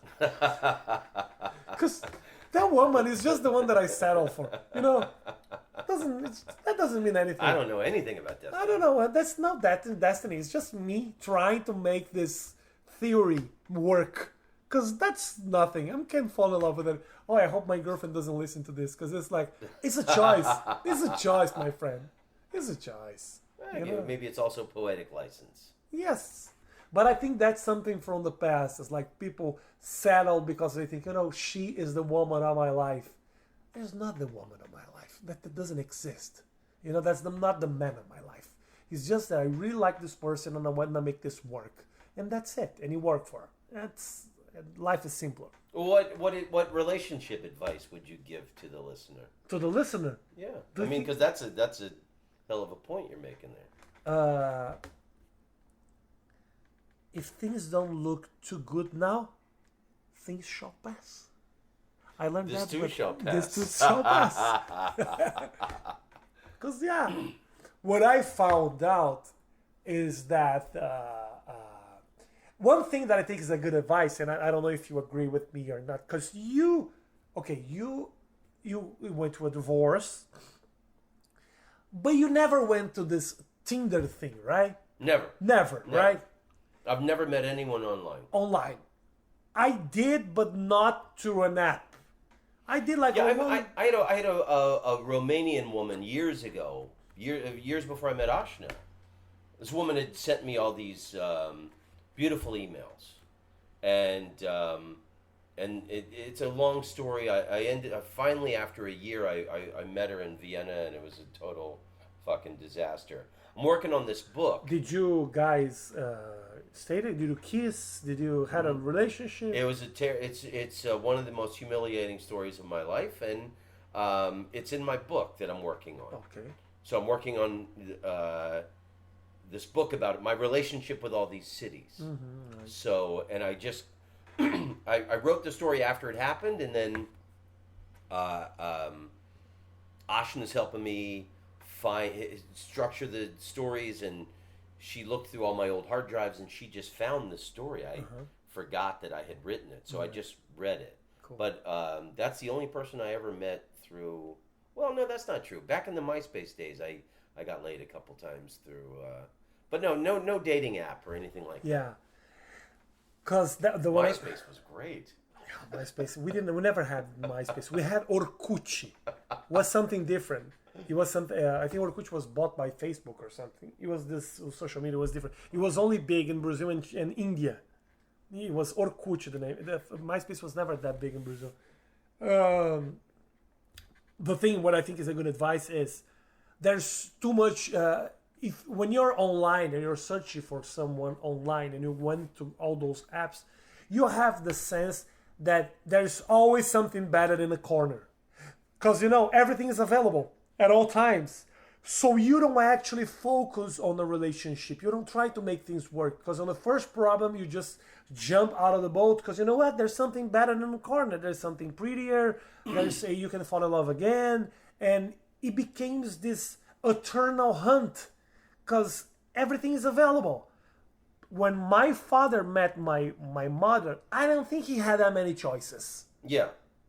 So he fell in love with my mother, and they made this work for 40 years, now 45 years. So, and they're happy. That's the thing. We are searching for happiness. Happiness is much more important than just being laid or meeting a lot of people. What are you making you happy? Are you living this moment right now where having sex with a lot of people makes you happy? Do it. But don't be searching for all your life for something really, really special that's gonna fall. It's gonna fall from the sky, because that's not the way life works. You have to make things work. You have to choose someone and try to be happy. If that person doesn't make you happy, don't force things. Just move out. Just don't rush things. But you know what? Make an effort. It's not because everything is available that you have to be searching for the rest of your life, because otherwise you'll be lost. I think I could make this advice work much better in Portuguese. Haha. Well, I know what you're saying. I mean, when I was younger, of course, I was more concerned with getting laid than happiness. But I mean, I think I've always been a romantic. But as we're talking, I just remembered that I did actually have a woman from Brazil. Brazil? I think I told you this when we first met. This woman had written me. She had seen my comedy online. Uh-huh. This was a few years before I met Ashna, and I met the woman, and it was a really great experience. Where? In Buenos Aires, and on your 40th birthday. It was around that time. Okay. Yeah, it was a couple years before I met Ashna. I think I was like 42 when I met her, and my age. She was a huge comedy fan. Okay. And I think she told me about you, that you were one of her favorite Brazilian comedians. You have to tell me, who is this woman? She lived in Brasilia, and if she ever hears this, I had a wonderful experience with her, and I think she probably would be really happy to know that we ended up being really good friends. That's amazing, my friend.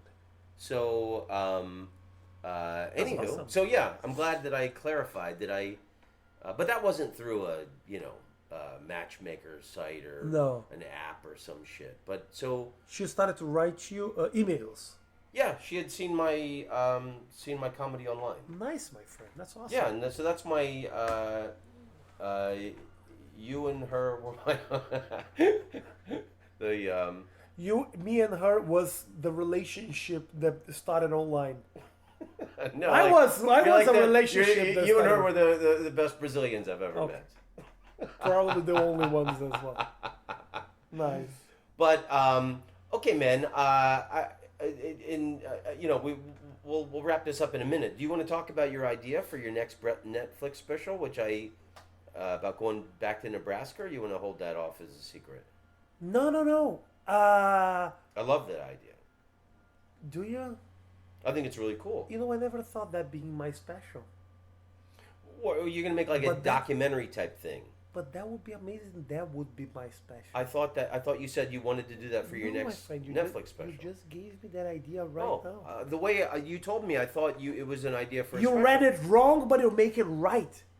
Great. You read it wrong, but you made it right. Yeah. Because I told you I want to get you on the I was just in Omaha, Nebraska, and But what I have to do is to make, I have to make a set on that school. yeah, I know. That would be good. But and it's on the western Yes. side of Nebraska, Close to Wyoming. Yeah, and Omaha is on the eastern Yes. side, on the eastern border. But I want to get you booked with me if I go back to Omaha next year, Yes. and then you could make that drive across the state to your old university Yes. to perform. I love that idea. Fucking right. I'm gonna develop this and try to sell it to Netflix. Great. Well, it was born at my table, You was. just like your My- iPhone homos joke. Yes. See, if you leave Los Angeles, I'll never have that again. you're gonna lose the creative birthplace of my But now, my dinner table. But now, I'm moving already, so I have to move to your table because this is the most creative place for me. You can have it. Take a Bruce Lee doll with you for your son. But that's a good. No, people are a little lost because we got in the middle. The thing is, I came here in 1999 to play basketball, and I got injured, and I had to go back to Brazil. What was the name of the university you went It was called Chadron State College. to? Chadron? Chadron, Chadron, Chadron State College. I had a scholarship to play basketball there. I got injured. I went back to Brazil, and I decided to stay. And I started to play in a club there, and they were paying me money. And then I decided to stay. I started a relationship at the time. I started to work with internet, which was like always my dream, because internet was just starting. It was the beginning of the 2000. It was 1999 or 2000, and I started to work with internet, which was something that was like a dream for everybody, because it was just starting. And I was like, okay, I'm beginning this movement with producing content online, which eventually ended up helping my career a lot. And I'm here because what I built on the internet in Brazil. But I decided to stay. So I always felt that I just quit on my dream. Quit on my dream, is that right? Yeah. Gave up. Gave up on my dream, yes. And I always felt that I never thought that I would have a second chance, because I regret a lot the decision that I made at the time, and I kept To stop playing basketball. to stop this USA run, because I was playing basketball in Brazil. I went there and I played for more like 5 or 6 years.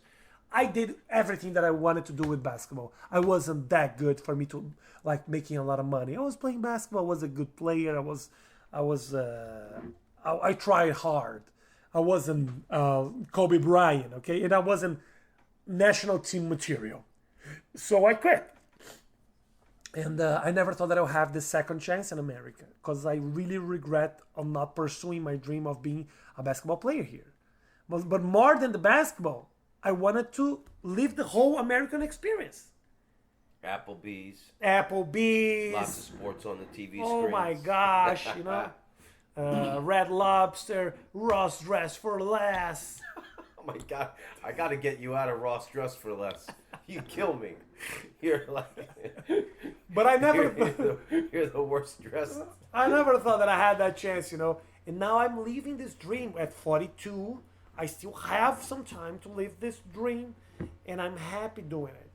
And that's why the Nebraska, going back to Nebraska, to that school that I quit, I think would be amazing to do a set there at the end of, maybe I could shoot my special there.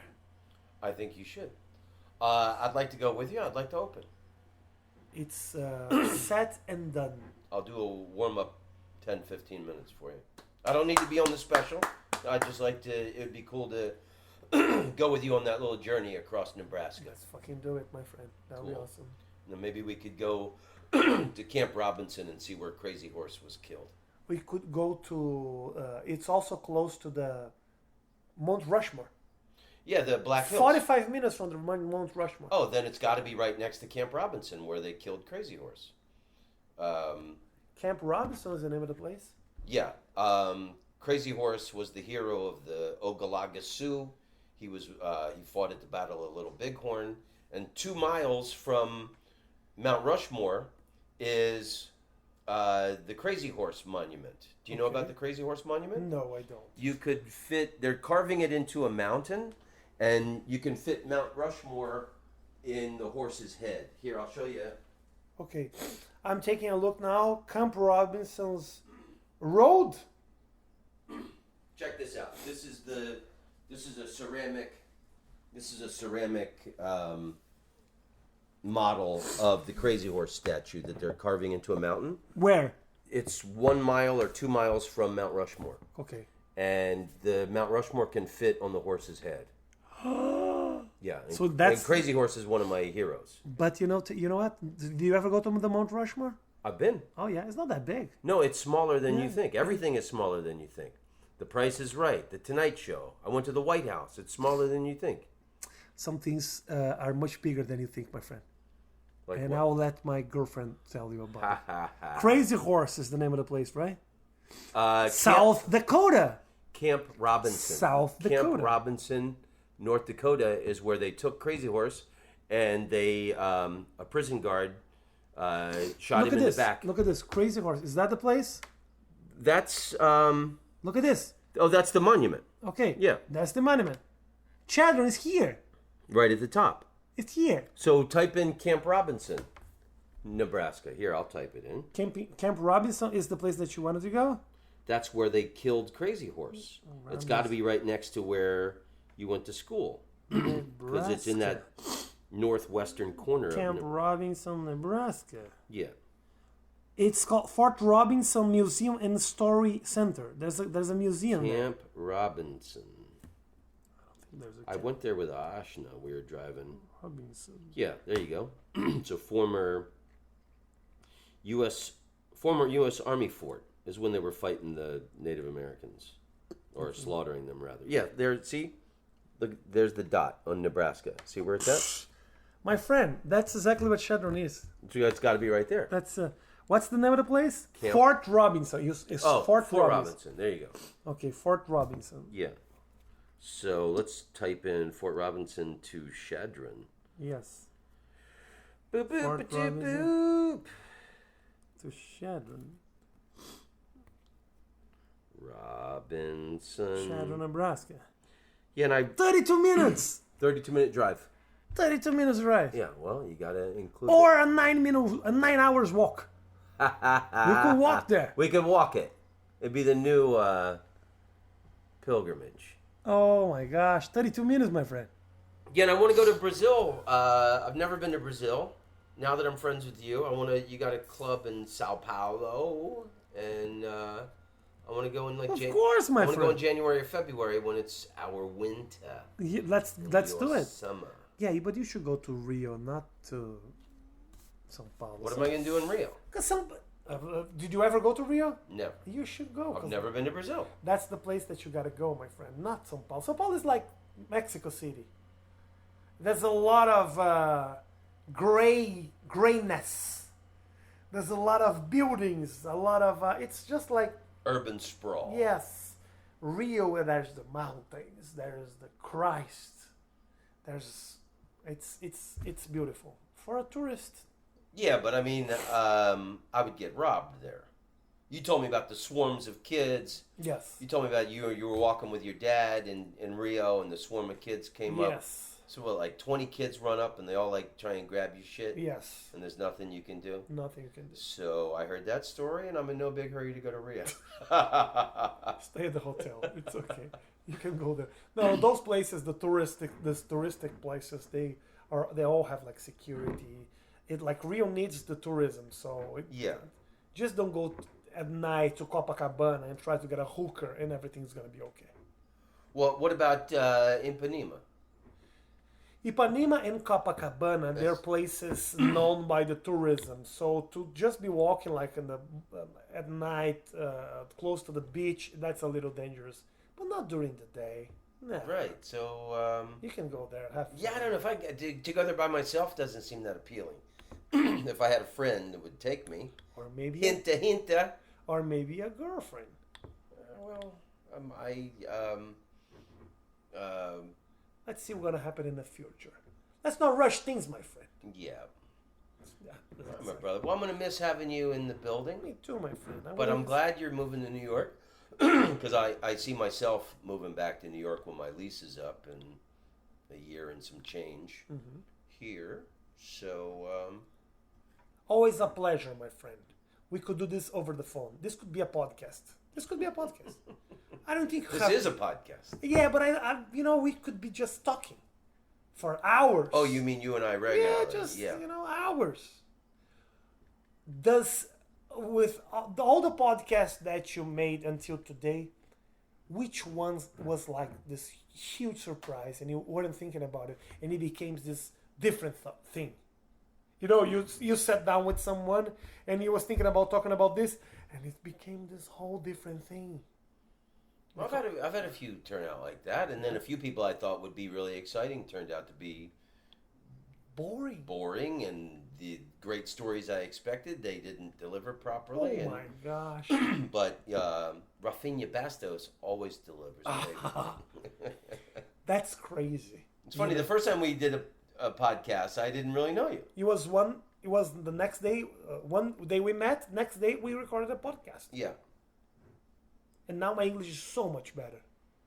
I have been using have been. I never use have been in my life. Have been is difficult. Hasn't been. What did you say on stage? Was it you said it's a very difficult turtle? Turtle. Turtle. Turtle's difficult. Oh yeah, it is because it writes turtle. Yeah. And you say turtle. Turtle. Yeah, it's difficult. You know what one I think is difficult? It's athlete. Yeah. Because we don't have that. Athlete. This thing. You don't have th. We don't have. We don't have th. Huh. We don't have th. So we don't have this like the tongue between the teeth. Like we don't use that. And even in Spanish, you don't have. That's why when I say thing, now I'm starting to say thing. But I used to say thing because we don't have the in Brazil. Yeah. And not even in okay, that's not interesting. Well, it was an interesting talk, not this part. What spectacular thought or piece of information would you like to end this podcast on? My friend, I just want to, can I give one advice to people who are listening to this? Yes, please. Because I am, I lived a lot. So I think I can teach a little. When you hear people say, follow your dreams, it sounds shitty. And it sounds like something that anyone would do. But when you don't do it, your life becomes a mess. You will start to actually live other people's dreams. Sometimes it's just good to stop and think what exactly want to do with your life and don't care about other people's, not only opinions, but other people's lives. What I'm saying, it sounds selfish, but sometimes it's important for you to be selfish. Because otherwise, you're just going to be trying to please other people, which is something that we have to do a little, because otherwise you would be a psychopath. But there's a limit on that, because I see all the time people with those shitty jobs.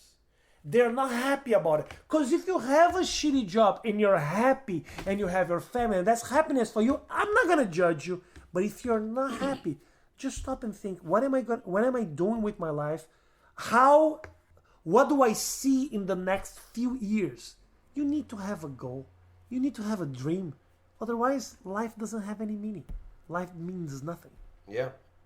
Don't you think? I agree. Yeah, and then also, like you've reached some of your dreams. I've reached a lot of my dreams. You got to keep redefining your Redefining. dreams and Yes. inventing new dreams to go after. And Yes. you don't always reach it. You're not always successful, but it's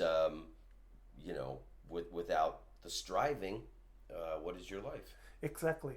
And I think you can follow those dreams even if you have. It's funny, like you said, the Brazilian comedians admire you for what you're doing, but you're still not where you want to be. No. Loads of comedians admire me and what I've achieved, but still, I haven't done What you wanted to do. lots of things I want to do. Yeah. So it's interesting the ladder of achievement. But, yeah, I agree with you. But I think one thing is important. When you're searching for something, it's important to also understand what you already got. You know, what you achieved. Otherwise, you're just going to be searching, and never going to be satisfied. It's important when things don't go the way you wanted to go, to just look back and see, I did a lot. Yeah. This thing that I did, this is important. And have joy while you're doing something important. And I think I didn't do this for a few years. I started to give value to the things that I conquered after I had some problems with my career. So then you actually stop and feel, I built a lot. I have a following, I have people that like my work. I'm happy with the things I'm doing. And this is important. I think I already achieved something important in my life. I have a kid, I have a house, I bought an apartment, I'm comfortable financially, and I have people that really like what I do. This is important for you to acknowledge. Otherwise, you're just going to be searching and searching. It's important for that base to give you strength to search for your next dream. Otherwise, you're just going to be comparing yourself to others. And that's something that can really hurt you. Yeah, no, envy is the number one enemy of happiness. Yeah. Is envying other people. It's important to see other people and make them push you forward. Like you're watching someone doing comedy. You went to Dave Chappelle's house the other day. You're like, okay, I don't care about the house that I went to his hotel. He invited me to a private screening of his special. Okay, probably a good room. Weeks before it. Probably it wasn't a shitty room that he was. It was a suite. He was a suite. At the Soho Hotel. Take a look. Look at this. You're not gonna envy what he has, but you can envy. You can make this inspire you to Definitely, look, yeah. And seeing the new Bill Burr special is inspiring. I have to watch that one. Yeah, but no, I know what you're saying. But it's instead of like, there's certain people I'm not envious of either one of those guys. It just makes me proud to be a comedian, and it inspires me to work harder and and strive for greatness. Exactly, my friend. That's what life is all about. Well, and I've enjoyed your friendship for the last year because we always talk comedy. We're always talking about jokes. You've given me tags. You've given me full jokes. I gave you tags and ideas, and I'm really happy and thankful for your friendship, and I'm gonna miss you, man. You wanna make me cry at the end? Nobody can see me. If he has a camera, I would cry. I'm a very good actor. When is your birthday? December 5th.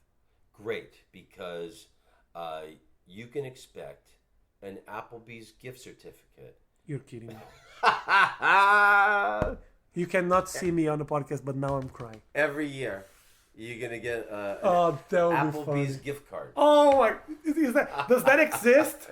Of course it exists. It does? Oh my god! Oh my gosh! Yeah. You can, of course, all those American chain restaurants have gift cards. Can you give me like 1 year you give me Applebee's certificate, and the other year a Ross Dress for Less certificate? Oh my god! No, I'm gonna get you out of Ross. You're gonna pass on that? Less. I want you to dress better than Ross Dress for Less. Oh my god! So, okay, my brother. Thank you very much, my friend. Long may you run, and love and respect. But don't suffer the lack of my friendship, because things shall pass, my friend. This too shall pass. This too shall pass. Thank you very much, man. All right, brother. Tom Rhodes, you're a funny man. Tom Rhodes, you're an international comedian. Tom Rhodes, karate body kick, baby, oh yeah. Tom Rhodes, you're a groovy dude. You go all around the world, telling jokes to all of the people. You are an international comedian. You're funny to everybody in every single country in the world. Tom Rhodes, I like you very much. I think you're talented and very wonderful. Tom Rhodes, you're the best guy in the world. I wanna be your friend, you should call me sometime. Here is my phone number, 603-644-0048. Yeah, yeah, yeah. Tom Rhodes, you're an international comedic sensation. Tom Rhodes, I like to listen to your podcast. Tom Rhodes, you're the best man to ever walk on the earth.